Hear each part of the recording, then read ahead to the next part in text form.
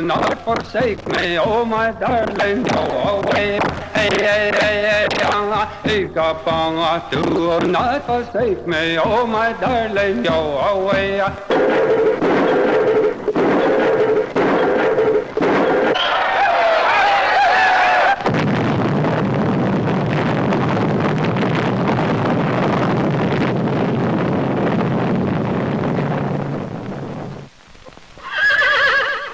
An amazing contrast, no question about it. The vast Navajo reservation, which is so large that 6 New England states could fit within its boundaries, is home to over 135,000 Navajo Indians. To many, the Navajo reservation is similarly to an African colony or an emerging third world nation. The land and the people are largely undeveloped. The per capita income in the United States is a little over $4,000. On the Navajo reservation, that figure is closer to $1,000. The national unemployment rate is around 6 to 7%. On the reservation, the rate is 40%. An average education level for adults in the United States is grade 12, compared to the reservation average of grade 5. The infant survival ratio is 100% greater off reservation than on. There is inside plumbing in 82% of the homes in America. On the Navajo reservation, that figure is only 9%.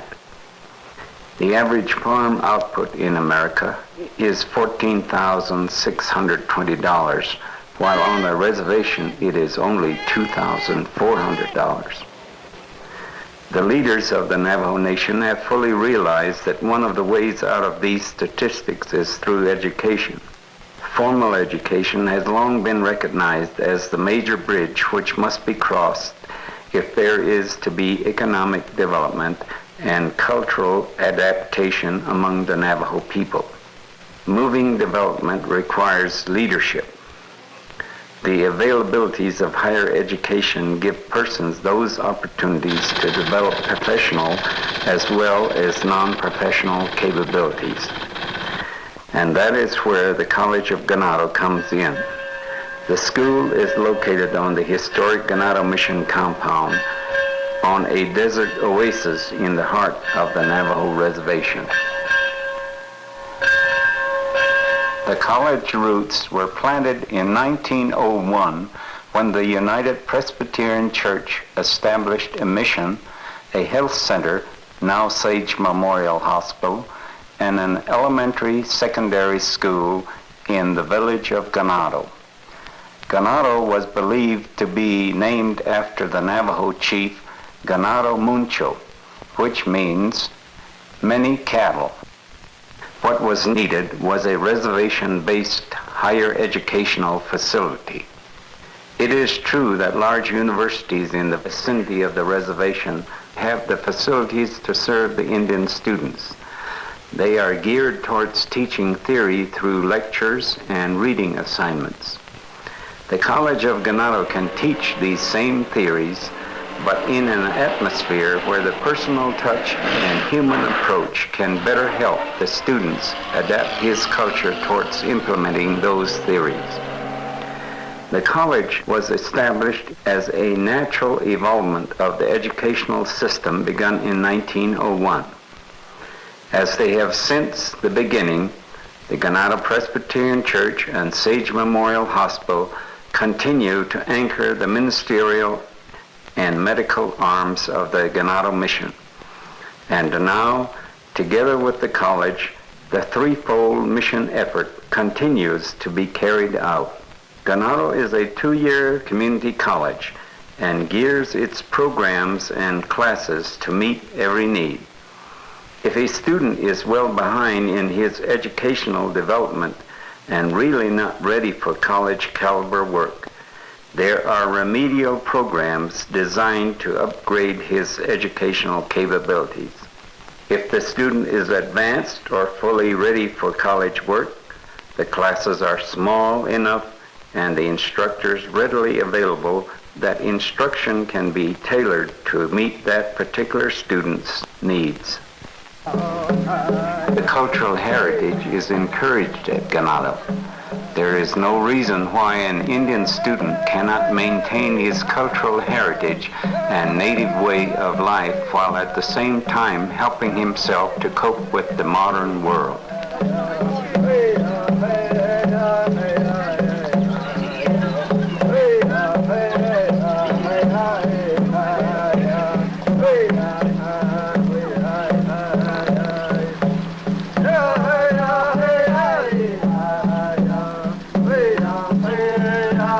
The college offers a full curriculum through 4 divisions: natural science and mathematics, humanities, social science, and applied science and technology.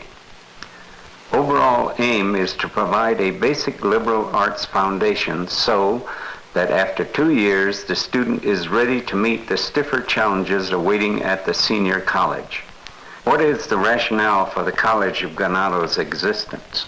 What is the need for this school when there are colleges Indians can attend? Why should Indians attend college? Approximately 7 out of every 8 Indian students drop out within the freshman year at 4-year institutions.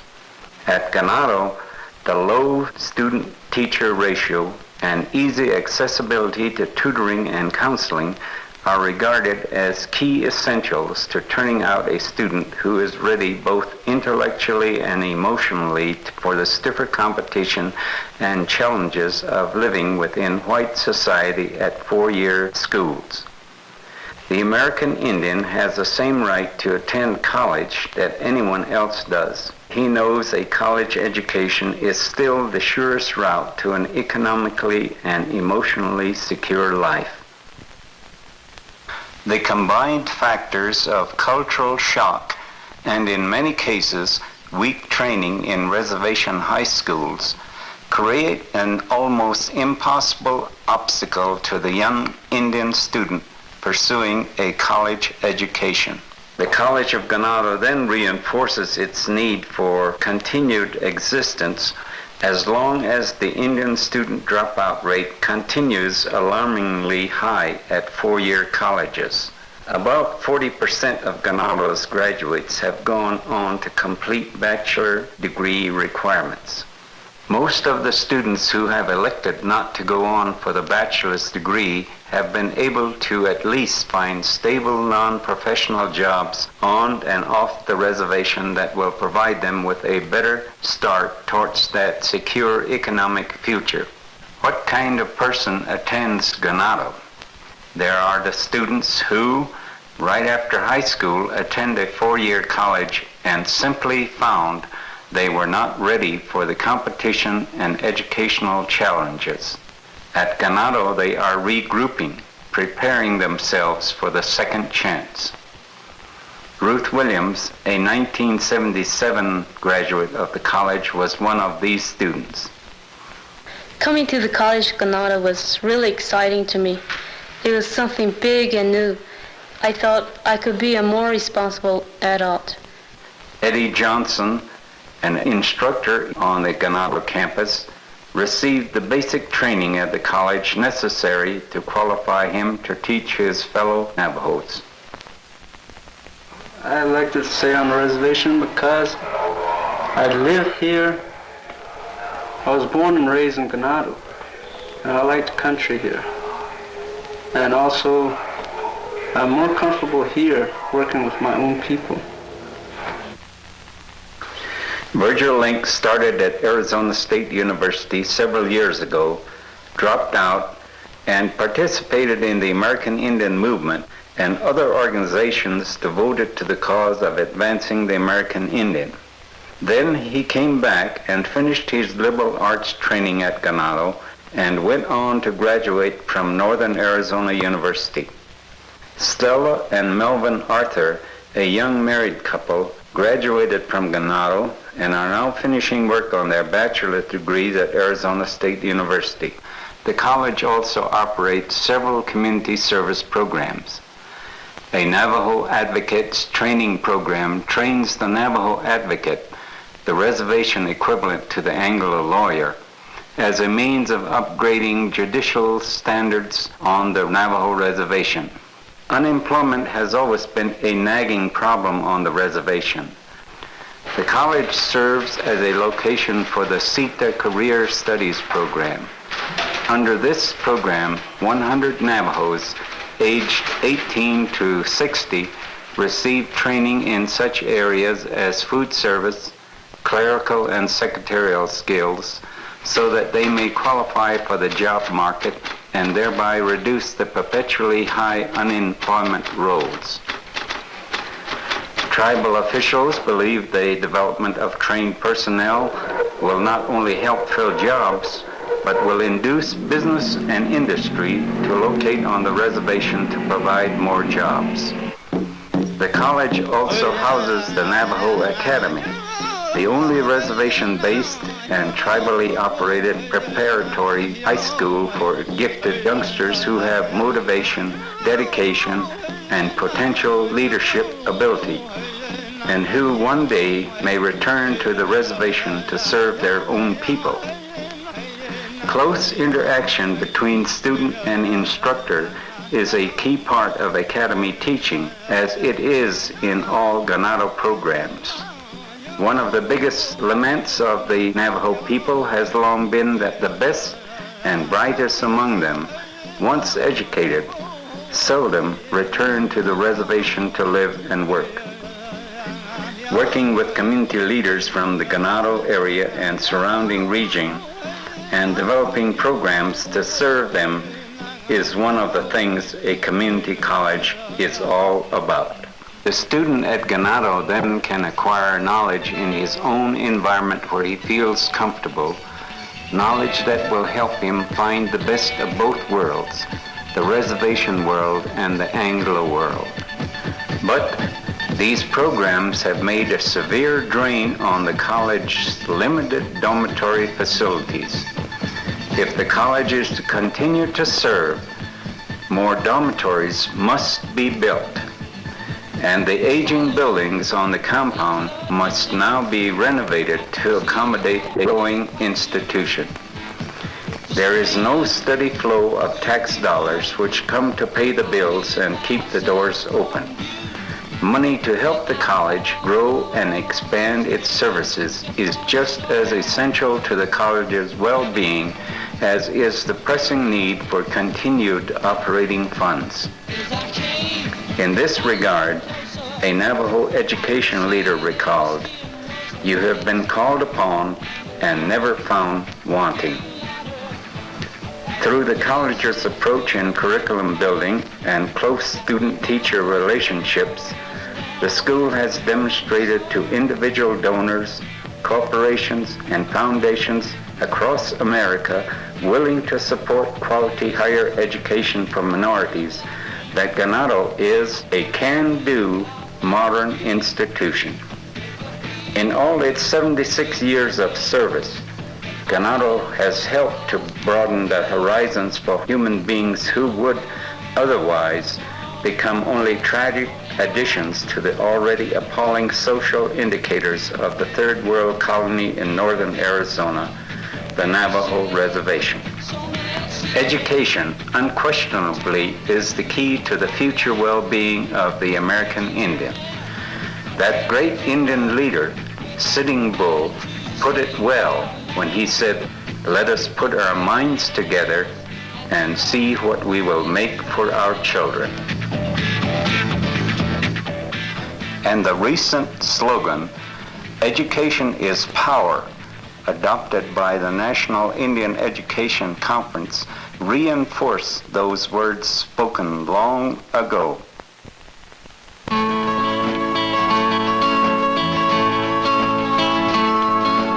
Where were you when we needed you, our friend?